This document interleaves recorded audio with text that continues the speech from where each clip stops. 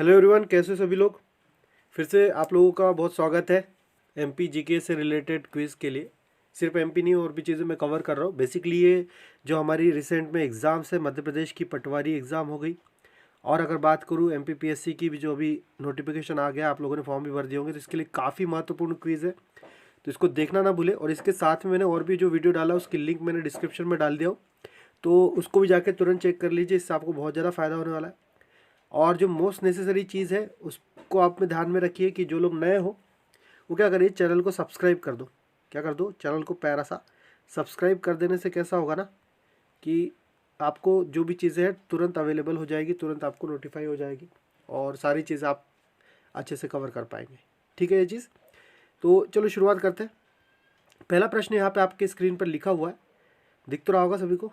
सिंगरौली एवं अलीराजपुर में सूर्योदय के समय पर विचार कीजिए कि ये इनमें से सही विकल्प को चुनिए, है ना। विचार कीजिए और इनमें से सही विकल्प को चुनिए कह रहा है। देखते हैं क्या बोल रहा है। सिंगरौली में सूर्योदय 1 घंटे पहले होगा, अलीराजपुर में सूर्योदय 1 घंटे पहले होगा, सिंगरौली में सूर्योदय आधे घंटे पहले होगा, या अलीराजपुर में सूर्योदय आधे घंटे पहले होगा। तो चलो इस क्वेश्चन को समझने से पहले मैं आपको थोड़ा सा मैप में बता दूं कि इन दोनों की अवस्था है कहाँ पे। जियोग्राफिकल कल अगर हम देखें तो ये हमारा मध्य प्रदेश है, ऐसा कुछ होता है हमारा मध्य प्रदेश, है ना। इस बार थोड़ा सा मैं डिफरेंट बना रहा हूँ, डिफरेंट इन द सेंस, अरे यार पूरा मिट जाएगा।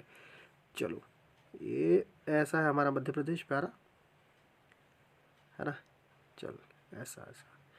तो यहाँ पर जो है हमारे भाई साहब कौन बैठे हैं, सिंगरौली। कौन बैठे हैं, सिंगरौली भाई साहब बैठे हुए। और अलीराजपुर कहाँ पे बैठे, यहाँ पर बैठे अलीराजपुर, है ना, नीचे साइड में थोड़ा सा अलीराजपुर। तो सबसे जो हमारा पूर्वी छोर है, ये हमारा पूर्वी छोर है मध्य प्रदेश का, यहाँ पर सिंगरौली है। और जो पश्चिमी छोर है यहाँ पर कौन है, अलीराजपुर है। अगर मैं बात करूँ कि हमारा सूर्य उगता किधर से है, तो ये हमारे सूर्य भाई साहब उगते किधर से, पूर्व से उगता है और पश्चिम की ओर जाते हैं। तो ऑब्वियसली पहले कहाँ पे सूर्य उगेगा, सूर्योदय सबसे पहले सिंगरौली में होगा, फिर उसके बाद में अलीराजपुर में। मतलब जो अलीराजपुर में वो क्या बोला जाएगा, 1 घंटा या आधा घंटा बाद में होगा। सिंगरौली का 1 घंटा या आधा घंटा अलीराजपुर से पहले होगा। तो यहाँ पे देखिए अंतर कितने का पड़ता है। तो सिंगरौली और अलीराजपुर में जो अंतर पड़ता है वो कितना पड़ता है, 34 मिनट का। कितना, 34 मिनट्स का पड़ता है। तो 34 मिनट्स अप्रॉक्स आधा घंटा। और सबसे पहले कहाँ पे होता है, सिंगरौली में होता है। कहाँ पर होता है, सिंगरौली में होता है। तो इसका आंसर क्या हो जाएगा, सिंगरौली में सूर्योदय आधे घंटे पहले होता है। ऑप्शन सी हो जाएगा इसका आंसर। ठीक है, यहाँ तक क्लियर है।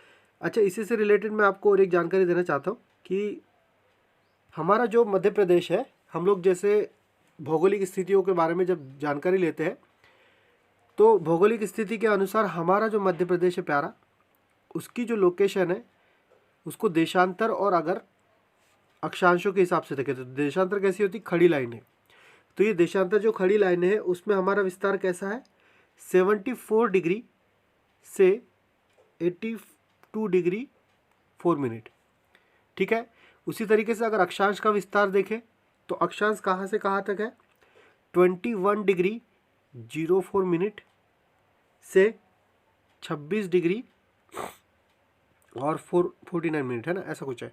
तो इन सब डाटा को लिख लो, ये डायरेक्ट भी कभी पूछता है। 74 टू 82 डिग्री क्या है देशांतर, 2104 से 2649 क्या है हमारा अक्षांशीय विस्तार, है ना। चलो ज़्यादा कुछ नहीं है इसमें, सिंपल सी चीज़ थी। आगे बढ़ते हैं। अगला प्रश्न क्या बोल रहा है, मध्य प्रदेश गान के संगीतकार कौन है। मध्य प्रदेश गान के संगीतकार कौन है।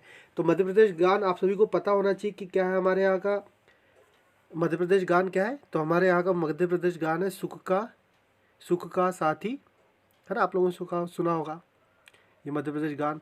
हम लोग 1 नवंबर 1956 को जब हमारा मध्य प्रदेश का गठन हुआ, फिर उसके बाद में कब बना है ये मध्य प्रदेश का गान, कब डिक्लेयर हुआ, 2011 में। ध्यान में रखना कब हुआ, 2011 में मध्य प्रदेश गान बना, है ना। बोलने में थोड़ी दिक्कत जा रही शायद, क्लियर है। अब बोल रहा है कि इसके संगीतकार कौन है, बेसिकली इसको बनाया किसने, है ना, कंपोजर डायरेक्टर कौन है। तो इसका आंसर हो जाता है सीधा सीधा, इसका आंसर है कौन है यहाँ पे, संगीतकार आदेश श्रीवास्तव। कौन है, म्यूजिक डायरेक्टर आदेश श्रीवास्तव। अच्छा, महेश श्रीवास्तव कौन है, इसके रचनाकार है। कौन है, कंपोजर, रचनाकार या फिर कंपोजर इन्हें कहा जाए तो, है ना। और ये कौन है, म्यूजिक डायरेक्टर। और इन्हें गाया किसने है, तो इन्हें गाया किसने है, शान मुखर्जी। आपने शान के गाने तो सुने रखे होंगे, तो गायन किसने किया, शान मुखर्जी ने। चलो आगे बढ़ते हैं। भोपाल राज्य के प्रथम मुख्यमंत्री कौन थे, है ना। क्वेश्चन को थोड़ा सा स्पेशली देखना, ये मध्य प्रदेश राज्य नहीं बोल रहा है, क्या बोल रहा है, भोपाल राज्य को। तो हमारा मध्य प्रदेश फॉर्मेशन से पहले, हमारे मध्य प्रदेश के फॉर्मेशन से पहले हम लोगों ने ABC पार्ट में मध्य प्रदेश को डिवाइड कर रखा था, जिसको जोड़ के 1 नवंबर 1956 के दिन हमारा मध्य प्रदेश का गठन हुआ था। तो इसमें A पार्ट में क्या था, सीपी बरार था। B पार्ट में 2 थे, कौन कौन से, विंध्यन और रीवा, है ना, जिसमें ग्वालियर, इंदौर और रीवा एक मतलब जो अलग अलग पार्ट थे। C पार्ट में क्या था, भोपाल रियासत, क्या थी C पार्ट में, भोपाल रियासत। तो इस तरीके से हमारे मध्य प्रदेश का फिर इन सभी को मिलाकर गठन हुआ था 1 नवंबर 1956 के दिन। अब बोल रहा है कि जो भोपाल रियासत है, भोपाल जो राज्य बना था, तो उनके तरफ से नेतृत्वकर्ता मुख्यमंत्री कौन थे, तो उनके तरफ से नेतृत्वकर्ता मुख्यमंत्री थे हमारे प्यारे डॉक्टर शंकर दयाल शर्मा। कौन थे, डॉक्टर शंकर दयाल शर्मा। और शंकर दयाल शर्मा आगे चल के हमारे देश के राष्ट्रपति बनते हैं, हमारे देश के राष्ट्रपति भी बने। और हमारे मध्य प्रदेश से एकमात्र राष्ट्रपति बनने वाले व्यक्ति कौन है, शंकर दयाल शर्मा। इनकी कॉन्स्टिट्यूंसी याद रखना, कहाँ से बिलोंग करते हैं, रायसेन से बिलोंग करते हैं। कहाँ से बिलोंग करते हैं, रायसेन से बिलोंग करते हैं। और अगर आपको जानकारी दो बाकी की अगर मैं जानकारी दूँ तो पंडित रविशंकर शुक्ल कौन है, पंडित रविशंकर शुक्ल आपको पता होगा। पहली चीज़ ध्यान में रखिए, जो सीपी बरार पार्ट मैंने बताया आपको, सीपी बरार, इसकी राजधानी क्या थी, नागपुर। और यहाँ से मुख्यमंत्री कौन थे, पंडित रविशंकर शुक्ल। और मध्य प्रदेश के गठन के बाद पहले मुख्यमंत्री भी यही बने, पहले मुख्यमंत्री भी कौन बने, हमारे पंडित रविशंकर शुक्ल। बात करूँ पट्टाभी सीतारामैया की, तो आपको पता होना चाहिए कौन है हमारे मध्य प्रदेश के पहले राज्यपाल, कौन है, मध्य प्रदेश के पहले राज्यपाल। क्लियर है ये चीज़। आगे मोहम्मद हमीदुल्ला।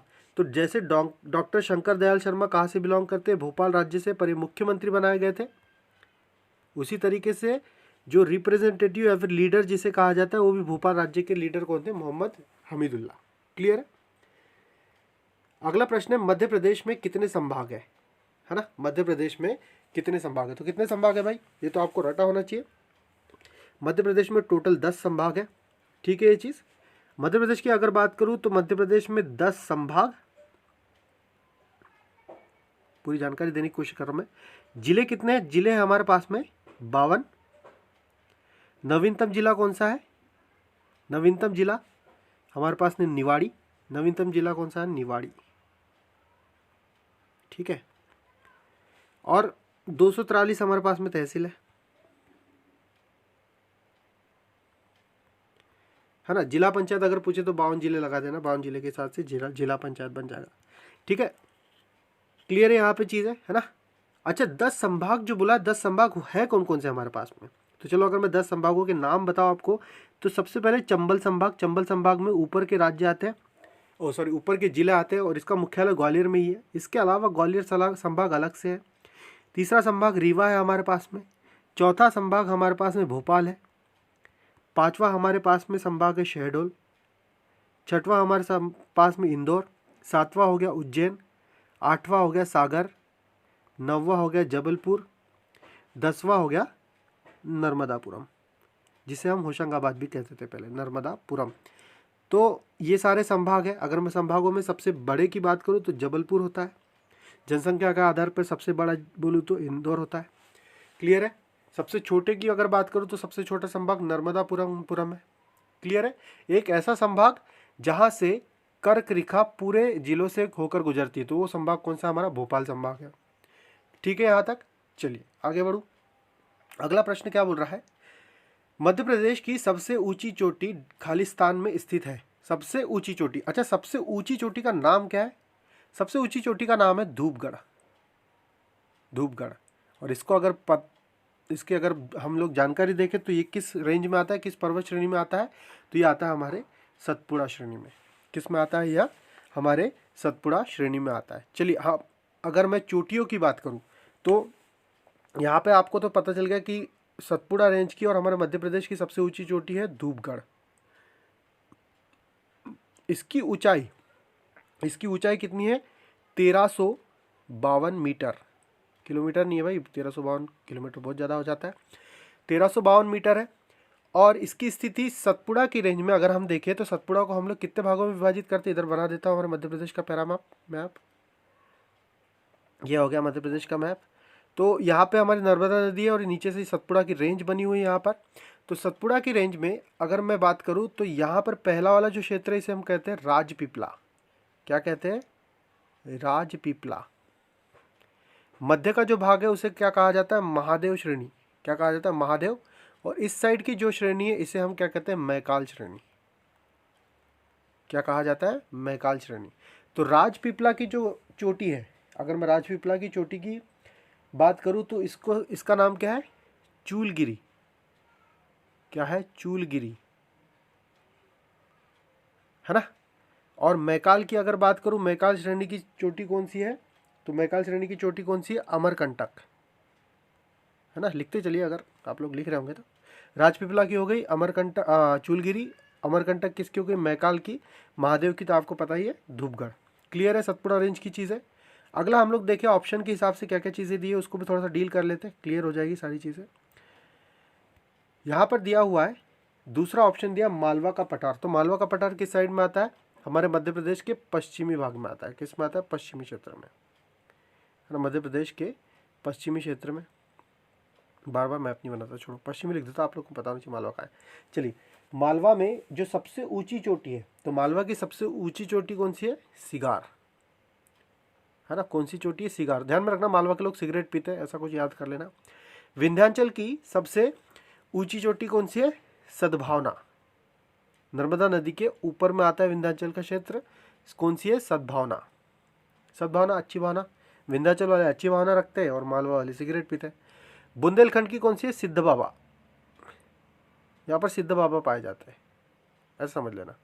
तो ये चारों चोटी तो कम से कम याद करके रखो, धूपगढ़, सिगार, सद्भावना और सिद्ध बाबा। धूपगढ़ सतपुड़ा की, मालवा की सिगार, विंध्याचल की सद्भावना और बुंदेलखंड की सिद्ध बाबा। क्लियर है? आगे बढ़ते हैं। विंध्याचल की सद्भावना याद रख लो, बाकी सारी हो जाएगी। निम्न में से कौन सी नदी पश्चिम की ओर बहती है ना। काफ़ी मध्य प्रदेश वालों के लिए तो काफ़ी ईजी होना चाहिए जिन्होंने पहले पढ़ा।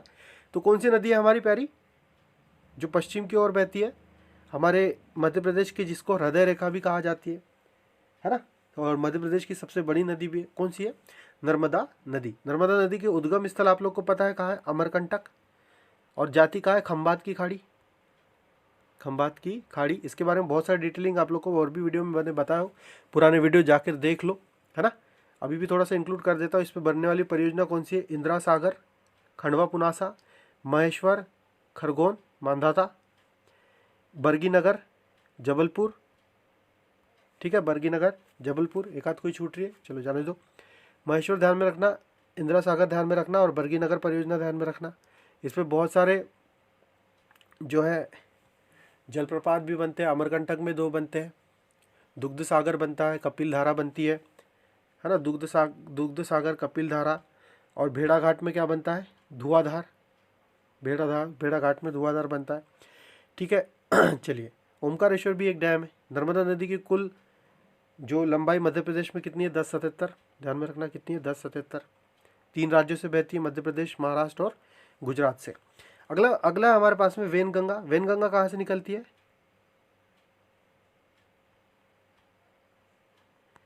वेनगंगा निकलती है सिवनी से। कहाँ से निकलती है? सिवनी से। और किस में जाके मिलती है? आगे जाके गोदावरी। महाराष्ट्र में गोदावरी नदी किस तरफ बहती है? दक्षिण की तरफ बहती है। बेतवा नदी किधर बहती है? नॉर्थ की तरफ बहती है, ऊपर बहती है ना।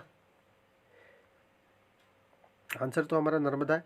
वेनगंगा नीचे की साइड बहती है, बेतवा नदी ऊपर के साइड बहती है। बेतवा का उद्गम स्थल हमारा प्यारा रायसेन। क्या है? रायसेन। और कहाँ जाके मिलती है? यमुना में मिलती है। किसमें मिलती है? यमुना नदी मिलती है। चलिए आगे बढ़ते हैं।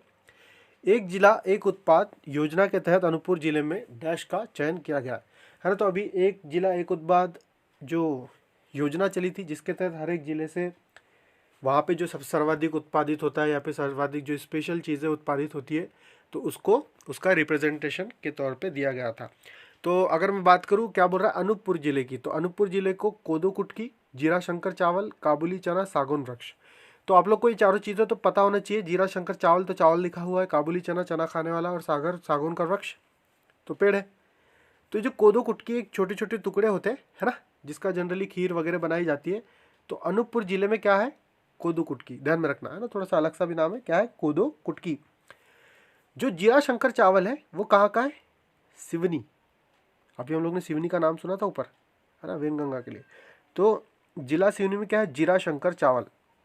काबुली चना कहाँ पर है, काबुली चना दमोह में। कहाँ है, दमोह में। दमोह कौन से संभाग में आता है, सागर संभाग में, है ना, बुंदेलखंड वाला हिस्सा। सागौन वृक्ष, सागौन वृक्ष किसके, बैतूल। क्या है सागौन वृक्ष के लिए, बैतूल, है ना। लिखने में मेरी दिक्कत हो रही है, आप देख लेना, बोल रहा हूँ मैं तो सुन के लिख लेना। तो चारों का ध्यान में, कोदो कुटकी अनूपपुर, जीरा शंकर चावल सिवनी, काबुली चना दमोह और सागौन वृक्ष बैतूल में। चलो आगे बढ़ते हैं। निम्नलिखित युग्मों पर विचार कीजिए, है ना। एक साइड क्या दिया हुआ, मृदा दिया हुआ है, और उसका उपनाम दिया है कि इसको और किस नाम से जाना जाता है। तो देखते हैं पहला ऑप्शन क्या है, काली मृदा, रेगुड़, रेगुड़ तो कही जाता है, इसको कपासी मृदा भी कहा जाता है ना, कपासी मृदा। छिछरी मृदा भी इसके इसमें आती है, गहरी काली भी इसी में आती है। लाल पीली मृदा, डोरसा, है ना, ये भी सही है, डोरसा भी सही है। लाल पीली मृदा लाल किस कारण से होती है, तो लोह अवशेष के कारण, इसमें लोहा होता है, लोहा धातु, क्या होता है, लोहा धातु। और काली मृदा में क्या होता है, फेरस ऑक्साइड, फेरस ऑक्साइड, ना इस ध्यान में रखना, डायरेक्ट क्वेश्चन पूछता है, फिर बोलोगे सर क्वेश्चन आ गया था आपने बढ़ाया नहीं, तो देख लेना भाई। जलोढ़, जलोढ़ मृदा, दोमट मृदा कहा जाता है इसे भी, है ना। और जलोढ़ किसके कारण बनता है, जो हमारे नदी अवशेष होते हैं, नदी अवशेष, अवशेष मतलब जब पानी बहता है तो अपने किनारों पर जो मृदा छोड़ता है वही क्या होता है, जलोढ़ मृदा। और हमारे भारत का जो मैदानी हिस्सा है जनरली किससे बना हुआ है, जलोढ़ मृदा से। तीसरा है लेटराइट मृदा, लाल भूरी, है ना, लाल भूरी मृदा लेटराइट के नाम से ही जाना जाता है, काफ़ी स्पेशल मृदा, इसको लेटराइट या लाल भूरी मृदा भी कहा जाता है। ठीक है, तो इसमें क्या है, कौन सा इनमें से सही है ना। तो ये चारों के चारों सही है यार, युग्मों पर विचार कीजिए, बस डाल दिया ना। तो सही कौन सा होना चाहिए, चारों सही है, क्लियर है, चारों के चारों सही है। अगर मैं थोड़ा सा आपको इसमें डिटेलिंग बताना चाहूँगा कि ये सारी जो मृदा है हमारे मध्य प्रदेश के किस किस हिस्से में पाई जाती है ना, मध्य प्रदेश के किस हिस्से में पाई जाती है। तो इसको थोड़ा सा साइड कर देते हैं। हमारे प्यारे मध्य प्रदेश का अच्छा सा मैं बनाने की कोशिश कर रहा हूँ आज मैं। यहाँ से थोड़ा सा ऐसा निकला हुआ है, ये ऐसा घूमते हुए गया, इधर से थोड़ा सा निकला है, ऐसा कुछ उल्टा सीधा होते हुए ऐसा हो गया, ये बन गया भाई हमारे मध्य प्रदेश का सही नक्शा। इससे सही कोई बना नहीं सकता है ना। अब ये नहीं पता कि किस साइड में ऊंचा है, एक सेकंड, हाँ थोड़ी सी मिस्टेक हो गई, अब मिटाए कैसे इसको, एक मिनट, हाँ कोई टाइम वेस्ट नहीं हो रहा, टेंशन नहीं लीजिए, टेंशन नहीं लेना है। हाँ देखो अपने पास सारे ऑप्शन है, ठीक है। चलो, तो ये इस साइड नहीं है मुंडी, हमारे मध्य प्रदेश की मुंडी इस साइड है ना, मैं शायद गलत बना रहा था, चलो ऐसा। तो क्या बोला जा रहा है, सबसे पहले देखिए काली मृदा। तो काली जो मृदा है ना, ये कौन से हिस्से में आती है, मालवा के क्षेत्र में और नर्मदा के आसपास और सतपुड़ा रेंज वाले हिस्से में भी, मतलब इधर भी आती है। ये कौन सी हो गई हमारी, काली मृदा। अगर मैं बात करूँ जलोढ़ मृदा की, अच्छा काली होगी, काली के बाद लाल पीली ले लेते हैं।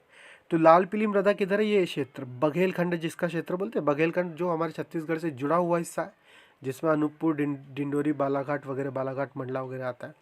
तो यहाँ पे कौन सी है, लाल पीली, लाल पीली, क्लियर है। ये जो छोटा सा हिस्सा है बालाघाट का निचला हिस्सा, बालाघाट का निचला हिस्सा, तो यहाँ पर कौन सी मृदा है, लेटराइट मृदा, ले लिख देता हूँ तो समझ जाना कौन सी है, लेटराइट मृदा। अरे अपन कलर भी तो चेंज कर सकते हैं ना, कलर चेंज करते हैं, है ना, थोड़ा कलर से लिख देता तो आप लोग को क्लियर हो जाएगा। ठीक है, ये जो थी ये कौन सी थी, काली मृदा। ये जो थी ये कौन सी थी, लाल मृदा। यहाँ पर छोटे से हिस्से में कौन सी थी, लेटराइट मृदा। और जो ऊपर का ये वाला हिस्सा है ना, जो क्या है, हम लोग का जनरली मैदानी क्षेत्र में आता है, जो गंगा नदी और गंगा ब्रह्मपुत्र और यमुना के जिसके कारण जो मैदान बना है इधर पूरा, तो ये मैदान में आते हैं। तो ये कौन सा मिट्टी हो जाती है यहाँ पे, जलोढ़। कौन सी मिट्टी हो जाती है, जलोढ़। ठीक है, तो ये मिट्टियों का डिस्ट्रीब्यूशन है और इसमें चार ऑप्शन सही है, ध्यान में रखना। आगे आते हैं अगले प्रश्न की ओर, फिर से लाल पेन सेलेक्ट कर लेते हैं। आम की नीलम एवं अल्फांसो के मध्य क्रॉस से किस संकर किस्म के फल का विकास होता है? तो किसकी किसकी क्रॉसिंग की गई है यहाँ पर? क्रॉसिंग इन द सेंस कैसा होता है, दो प्रजातियां होती है। ये नीलम भी किसकी प्रजाति है? आम की प्रजाति है। और अल्फांसो भी किसकी प्रजाति है? आम की प्रजाति है। और संकर किसे कहा जाता है? जब दो प्रजातियों को आपस में मिलाकर एक नई प्रजाति बनाई जाती है तो उसे क्या कहा जाता है? संकर कहा जाता है। तो पूछ रहा है नीलम और अल्फांसो को मिलाकर क्या बनने वाला है? तो नीलम और अल्फांसो को मिलाकर क्या बनता है? रत्ना बनता है। क्या बनता है? रत्ना। क्लियर है यहाँ पर चीज़ें? और भी देखता हूँ, आप लोगों को डिटेल बताता हूँ। आम्रपाली की अगर बात करूँ तो आम्रपाली में नीलम प्लस दशहरा, दशहरी आम देखे होंगे ना आप लोग, दशहरी आम, तो क्या होता है इसमें? नीलम प्लस दशहरी आम। अंबिका की बात करूँ तो कौन से? अंबिका में आम्रपाली और कौन सी है? एक होती है अच्छा सा खत्म नाम था, मैं ध्यान नहीं आ रहा, जनार्दन। जनार्दन एक प्रजाति होती है, आम की प्रजाति है दोनों, जनार्दन। रत्ना का बता दिया आपको, नीलम और अल्फांसो। अरुणिमा करके एक प्रजाति होती है, उसमें क्या होता है? आम्रपाली और एक होता है वनराज। आम्रपाली एंड वनराज है ना, तो यही चीज़ है। थोड़ा सा देख लेना, मुझे वनराज में डाउट लग रहा है, बट ठीक है, बाकी सारी चीज़ें क्लियर है। तो ध्यान में रखना, आम्रपाली के साथ में दो है, एक जनार्दन वनराज, ये दोनों डिफरेंट है। तो जनार्दन वाला अंबिका, वनराज वाला अरुणिमा। रत्ना का नीलम अल्फांसो, अल्फांसो अलग सा नाम है इसलिए। और आम्रपाली का क्या है? नीलम और दशहरा। तो नीलम के साथ दो अलग प्रजातियां हैं, आम्रपाली रत्ना,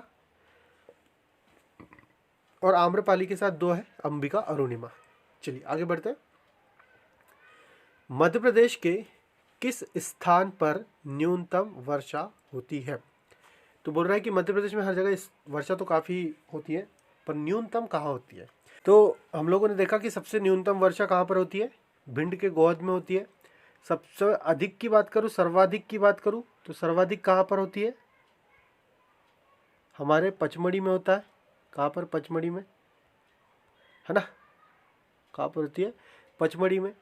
अगर औसत वर्षा पूछा जाए आपसे, औसत वर्षा में आपको पूछा था सर्वाधिक, तो सर्वाधिक औसत वर्षा कहाँ होती है? बालाघाट में होती है ना। और सबसे न्यूनतम औसत वर्षा पूछा जाए तो कहाँ पे? भिंड में। तो भिंड में न्यूनतम वाले दोनों टिक लगा देना। और सर्वाधिक पूछा जाए तो पचमढ़ी, सर्वाधिक औसत पूछा जाए तो बालाघाट। अगला प्रश्न है, सैतम नृत्य किस जनजाति से संबंधित है? सैतम करके एक नृत्य होता है, तो ये किस जनजाति द्वारा किया जाता है? इसका सिंपल सा आंसर है, ये किस जनजाति द्वारा किया जाता है? भारिया जनजाति के द्वारा किया जाता है। तो ध्यान रखना, भारिया की कौन सी हो गई? सैतम वाली। अच्छा, कोरकू यहाँ पर दिया है, कोरकू कौन से डांस करते हैं, कौन से नृत्य फॉर्म को करते हैं? तो ये करते हैं चटकोरा और ढांडल। चटकोरा और ध्यान रखना ढांडल, है ना, दोनों याद कर लो, चटकोरा और ढांडल। क्लियर है ये चीज़? बैगा की बात करें तो बैगा जनजाति किस प्रकार के डांस करती है? तो बैगा करते हैं परधोनी, परधोनी बहुत बार पूछा गया है, कर्मा, है ना, परधोनी और कर्मा। गोंड जो है, गोंड जनजाति किसके कैसा करती है? सैला मेड़ी, सैला मेड़ी, झेला मेड़ी कहीं के लिखा होता है, ध्यान में रखना सैला मेड़ी। ठीक है, तो ये जो बाकी ऑप्शन दिए थे उसके हम लोगों ने नृत्य को देखा। चलो जनजाति का जो डिस्ट्रीब्यूशन है मध्य प्रदेश में, अगर हम लोग उसको देखें तो ये जनजाति कहाँ कहाँ पाई जाती है? तो मध्य प्रदेश इस तरीके से है ना। चलो ऐसा बना देता हूँ। तो अगर मैं बात करूँ भारिया जनजाति, तो भारिया जनजाति जनरली कहाँ पाई जाती है? छिंदवाड़ा, बालाघाट, छिंदवाड़ा और बालाघाट के आसपास में। कहाँ पाई जाती है? छिंदवाड़ा और बालाघाट के आसपास में। कोरकू स्पेशली कहाँ पाई जाती है? बैतूल के पास में। कोरकू यहाँ पे कहाँ पर पाई जाती है? बैतूल के पास में, है ना।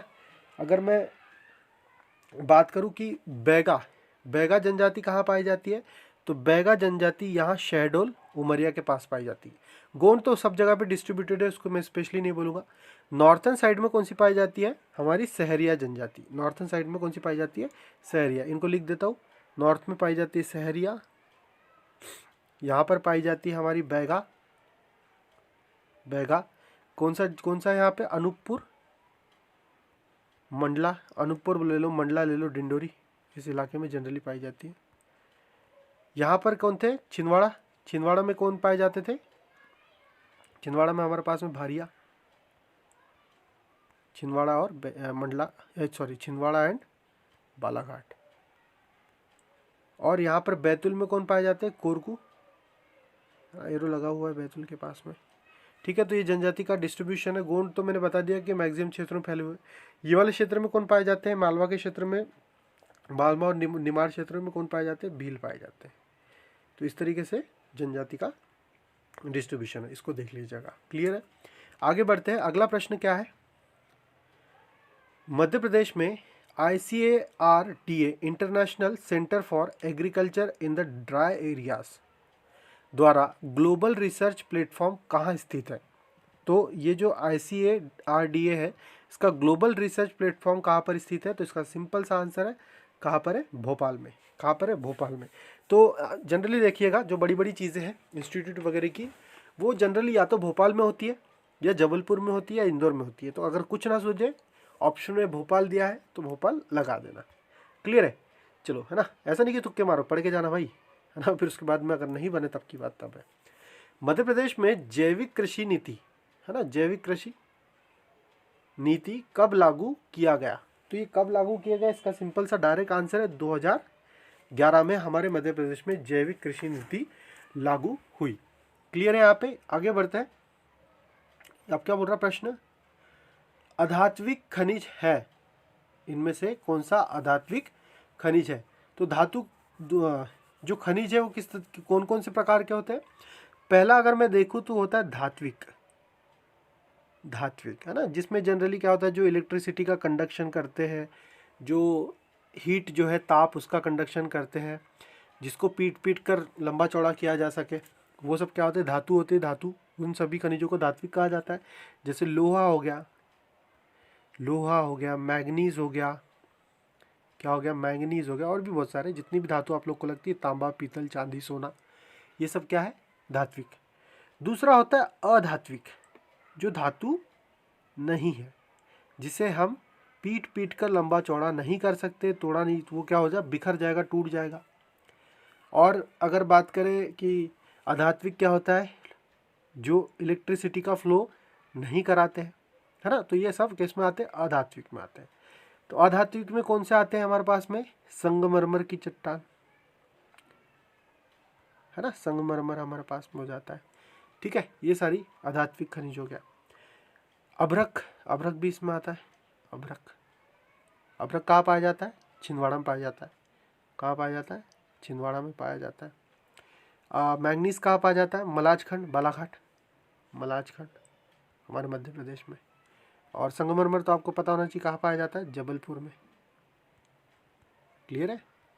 चलो, अब फिर से लाल पे आ जाओ। क्या बोल रहा है? अब तीसरे टाइप का होता है, एक होता है आणविक, आणविक खनिज।